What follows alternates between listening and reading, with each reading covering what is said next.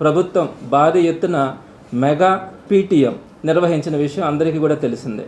ప్రభుత్వ పాఠశాలలన్నిటిలో కూడా parent teacher మీటింగ్స్ని నిన్న మెగా పేరెంట్ టీచర్ మీటింగ్స్ని కండక్ట్ చేసింది. కానీ వాటన్నింటినీ కూడా మీరు కనుక గమనిస్తే అది పీటీఎం ఎలా కనిపించిందంటే పబ్లిసిటీ టీడీపీ మీటింగ్ లాగా కనిపించింది. అసలు గతంలో కూడా ఎప్పుడు కూడా ఈ పేరెంట్ టీచర్ మీటింగ్స్ జరుగుతూ ఉన్నాయి. ప్రతి 2 నెలలకు ఒకసారి ప్రభుత్వ పాఠశాలలో జరుగుతూ ఉన్నాయి. కనీసం సంవత్సరానికి 2 సార్లైనా కూడా తప్పనిసరిగా పేరెంట్ టీచర్ మీటింగ్స్ పెట్టేవాళ్ళు. అందులో ఏం డిస్కషన్స్ చేసేవాళ్ళు, స్టూడెంట్స్ యొక్క క్యాపబిలిటీ ఎలా ఉంది, స్టూడెంట్స్ ప్రోగ్రెస్ ఎలా ఉంది, స్టూడెంట్ని మనం ఎలా డెవలప్ చేసుకోవాలి, అలానే పేరెంట్ నుంచి ఫీడ్బ్యాక్ తీసుకోవడం, స్టూడెంట్ ఇంటి దగ్గర ఎలా చదువుతున్నారు, ఇలాంటి విషయాలన్నింటినీ కూడా ఆ పీటీఎంలో చర్చించేవాళ్ళు. టీచర్స్ పేరెంట్స్తో చర్చించేవాళ్ళు. పేరెంట్స్ కమిటీ వాళ్ళు కూడా దానికి అటెండ్ అయ్యేవాళ్ళు. అలా ఒక మంచి వాతావరణంలో ఈ పీటీఎంలో జరిగినాయి. అది అందరికీ కూడా తెలుసు. రెగ్యులర్గా ఎవ్రీ ఇయర్ కూడా 2 times జరిగేటివి. అయితే నిన్నటి రోజున పీటీఎంలు కూడా నిర్వహించారు. అయితే ఈ పీటీఎంలో కనుక మీరు గమనించినట్లయితే పేరెంట్స్ టీచర్స్ కంటే కూడా పొలిటికల్ లీడర్స్, టీడీపీ లీడర్స్ భారీ స్థాయిలో ఈ పీటీఎంలకు అటెండ్ అయినారు. మీరందరూ కూడా గమనిస్తే ఒక విషయం మీకు అందరికీ తెలిసే ఉంటుంది. 9 to 1 4 hours టైంలో ఈ ఈవెంట్ని జరపమని స్టేట్ గవర్నమెంట్ ఆర్డర్స్ ఇచ్చింది. అందరూ అటెండ్ అయ్యేటప్పటికి 11 o'clock అయింది. ఈ పొలిటీషియన్స్ కానీ చాలా దగ్గరలో మీరు కానీ తీసుకుంటే 11 o'clock అయింది అటెండ్ అయ్యేటప్పటికి. ఆ తర్వాత 1 o'clock క్లోజ్ చేయాలి. 2 hours. ఈ 2 hours వచ్చిన పొలిటీషియన్స్ వాళ్ళ యొక్క ఉపన్యాసాలు, ప్రసంగాలు మినహా ఎక్కడా కూడా స్టూడెంట్స్కి బెనిఫిట్ అయ్యేలాగా పేరెంట్ టీచర్ మీటింగ్లో నిర్వహించాల్సినటువంటి ఆ ప్రోగ్రెస్ డిస్కషన్స్ కానీ, స్టూడెంట్ యొక్క క్యాపబిలిటీని మనం అక్కడ చర్చించడం కానీ, పేరెంట్ యొక్క ఫీడ్బ్యాక్ని తీసుకోవడం కానీ ఎక్కడా కూడా ఈ మీటింగ్లో మీకు కనిపించదు. కేవలం ఈ పొలిటీషియన్స్ ప్రసంగాలు, వారు చేస్తున్నటువంటి కార్యక్రమాలన్నింటినీ కూడా చెప్పుకోవడానికి, చూసుకోవడానికి ఈ పీటీఎంని స్కూల్స్ వెన్యూస్ని ఉపయోగించుకోవడం అన్నది చాలా దురదృష్టం. ఇలాంటి ఘటనలు ఎప్పుడు కూడా ఎక్కడ కూడా చూడం. నేను నారాయణ గారిని ఒకటి అడుగుతా ఉన్నాను. ఆయనకి స్కూల్స్ ఉన్నాయి, కొన్ని వేల సంఖ్యలో స్కూల్స్ ఆయన మెయింటైన్ చేస్తూ ఉన్నారు. ఎక్కడైనా కూడా పీటీఎంఎల్ని ఈ విధంగా నిర్వహించినటువంటి చరిత్ర ఎక్కడైనా ఉందా? ఆయన కూడా ఒకసారి మనసాక్షి కనుక ఆలోచిస్తే ఖచ్చితంగా పూర్తిగా కూడా ఈ పీటీఎంలు ఇలా నిర్వహించడం, ఇలాంటి మెగా పీటీఎంలు నిర్వహించడం అన్నది పూర్తిగా ఫెయిల్యూర్ అని మీ అందరికీ కూడా తెలుస్తుంది.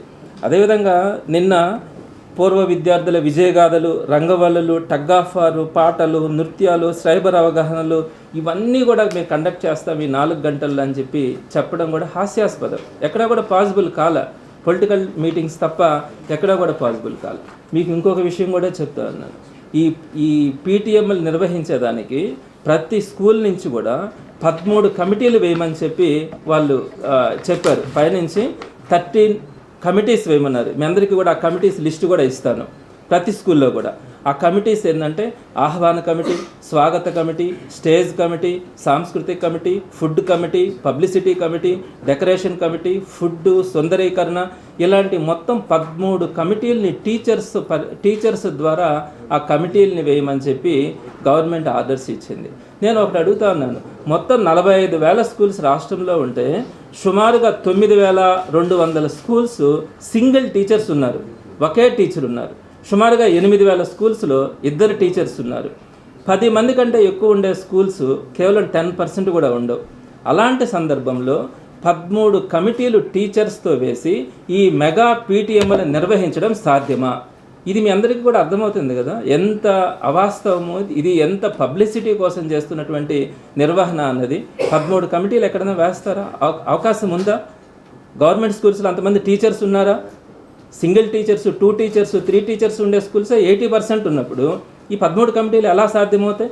ఎలా ఈ ఈవెంట్ని, మెగా ఈవెంట్ని ఎలా నిర్వహించగలం? అసలు నిర్వహించినా కూడా ఇది సాధ్యమా? స్టూడెంట్స్కి ఏమాత్రమైనా బెనిఫిట్ ఉందా? పేరెంట్స్కి ఏమైనా కమ్యూనికేట్ చేయగలుగుతా ఉన్నామా? ఇవన్నీ కూడా విద్యా వ్యవస్థని మనం తప్పుదారి పట్టించే విధంగా ఉన్నాయి. కానీ విద్యా వ్యవస్థకి ఎక్కడా కూడా మంచి జరిగే పరిస్థితి కనిపించట్లా. ఎక్కడో కొన్ని దగ్గరలో మంత్రులు పెద్ద పెద్ద స్కూల్స్ని చూసుకొని ఆ స్కూల్స్కి వెళ్ళి అక్కడ ఏదైతే గతంలో నాడు నేడు ద్వారా కానీ అన్నీ కూడా డెవలప్ చేస్తున్నారో ఆ స్కూల్స్కి వెళ్ళి అక్కడ ఒక 10 రోజుల పాటు డిఈఓలంతా హడావిడి హంగామా చేసి అక్కడ కొంచెం ఏదన్నా నిర్వహించడానికి ప్రయత్నించినారే తప్ప మిగిలిన అన్ని స్కూల్స్లో కూడా మోస్ట్లీ 90% అబోవ్ స్కూల్స్ అన్నింటిలో కూడా ఈ మెగా ఈవెంట్ అన్నది ఒక పెద్ద హాస్యాస్పదమైనటువంటి ఇదిగా మీ అందరూ కూడా గమనించుంటారు.